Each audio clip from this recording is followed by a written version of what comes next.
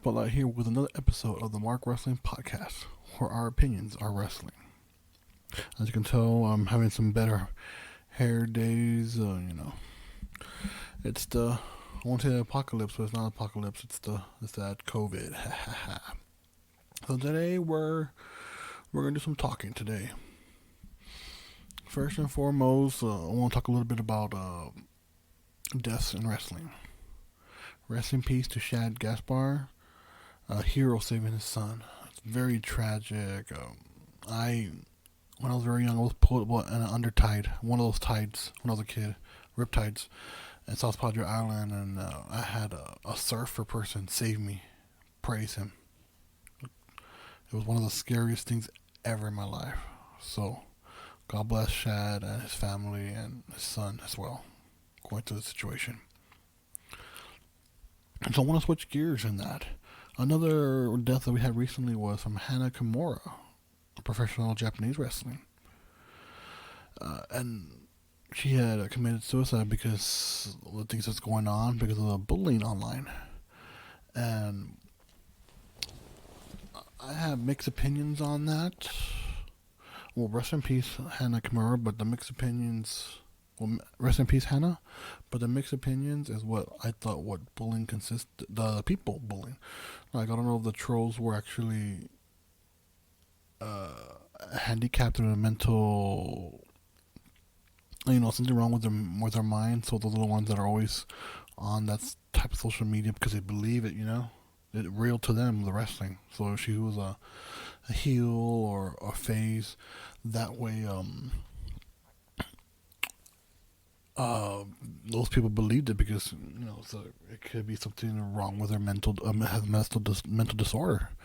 But if now regular fans, everyone else is just jumping on the bandwagon, just doing that just to be troll and just think they could get something better off that wrestler. And please quote my Spanish, but chinga tu madre. You don't do stuff like that, man. Don't care if it's social media. You think you won't get caught. Karma's out there, y'all. If you guys been doing this stuff, karma's gonna come back to y'all 10 times worse. And I don't wish that on anybody, but that's karma. You guys don't do stuff like that. So please respect people online. I'm not saying not to be dull, but just be yourself. Just don't think you gotta do stuff just in order to get an attention. That's the wrong attention, guys. So social media, please stop your shit. Be regular. Support these wrestlers. If you want to support, go buy their t-shirts. Go buy their stuff in their stores. Support them. As they support you through countless of hours of performing in the matches. That's all I gotta say about that. Next scene, I want to talk a little bit about the Vice hit show called Darkside Wrestling. I didn't know about this until I got my Sling TV months ago. So I started watching back episodes. So I saw the first season, I saw the Chris Benoit episode. They were fantastic. They do amazing production of stories out there. They don't do the hearsay rumors. They actually investigate and they put what they find out there. They put those rumors to rest. So the one that, caught me off guard was the Owen Hart story. Phenomenal, I gotta say that again. Investigative process by a Vice channel and getting that story out there. I admit I am part of those ones that wished Owen would come out as a WWE Hall of Famer. Like oh man, I really want him to be out there. But once you see the whole story, I totally understand from his wife's point of view. That's wow. You can't put you just can't put your own lid or own aspiration on what that situation happened. It was many years that happened before, and it's there's more to the story. I wish it was a two-parter. But I believe they'll go there. I believe they're working on a Martha Hart's working on her own documentary, which is cool. You know what I mean? Which is cool. So letting her and Darkside Wrestling and Vice produce and showcase this story is wow. It's wow. So if you guys have a chance, check out Darkside Wrestling. Not only the Owen Hart story, but they have other stories out there as well, such as the Macho Man and Elizabeth story, as well as the Von Erichs. So, and the Brawl for All, man, that's nuts. But be sure to check out Sling TV. Or if you don't have Sling TV, or I know with the COVID we're not working that much, YouTube has some episodes. Check them out, you know what I mean? So, support Vice, support the producers of Dark Side of Wrestling, because this stuff is pretty cool. Very cool as a wrestling fan. So lastly, today we'll talk about AEW's latest pay-per-view this past Saturday, Double or Nothing. So I'm just pulling out some highlights, not everything. If you want to know more about it, please purchase the pay-per-view on pay-per-view and support these wrestlers. So here's a couple of spoilers, a couple of things I pulled out of there that shine to me. So I was really excited about the Casino Ladder match because the winner will get a future AEW title shot.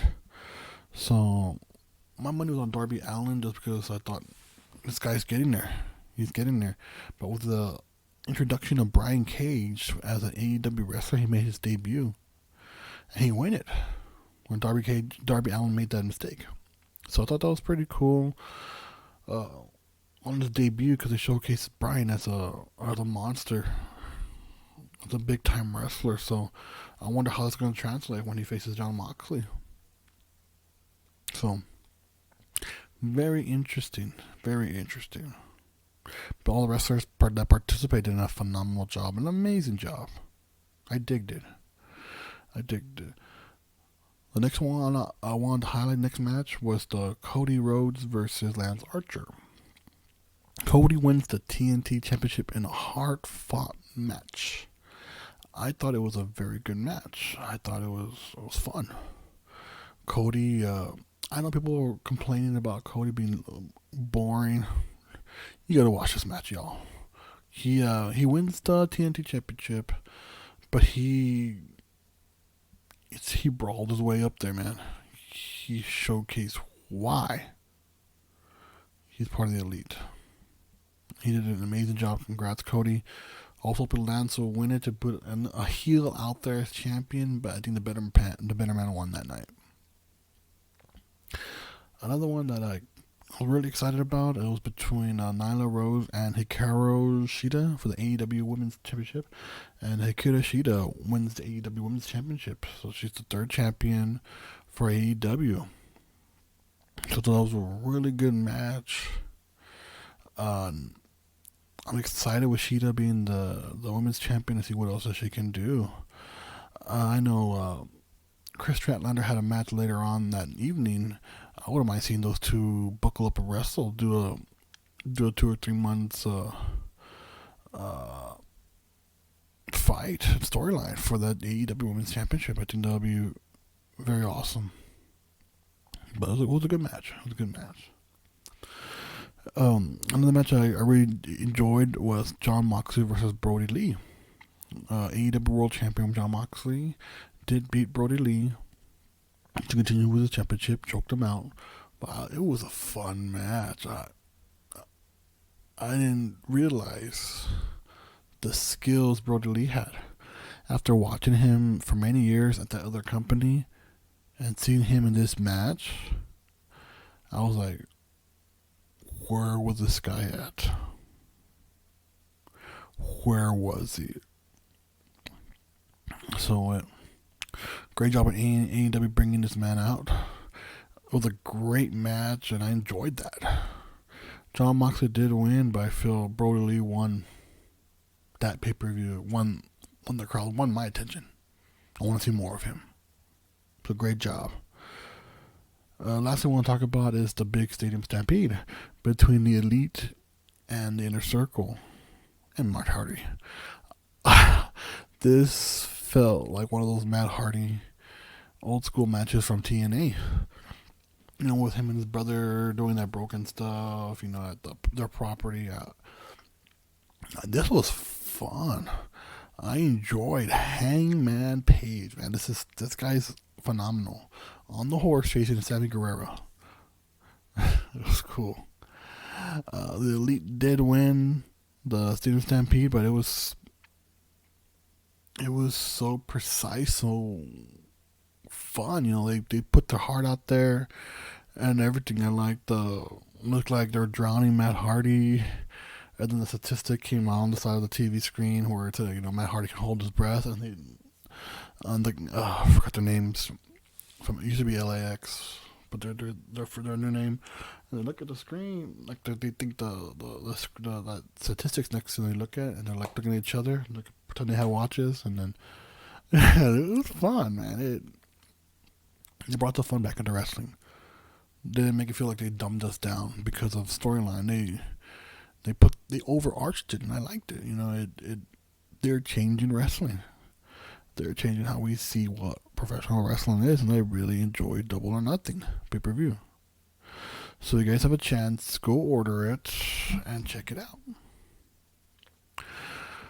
Alright guys, we're coming down to the end. Be sure to like and follow my page, and we'll learn more about wrestling. So this is Vic from Job Spotlight. We'll see you in the Squared Circle.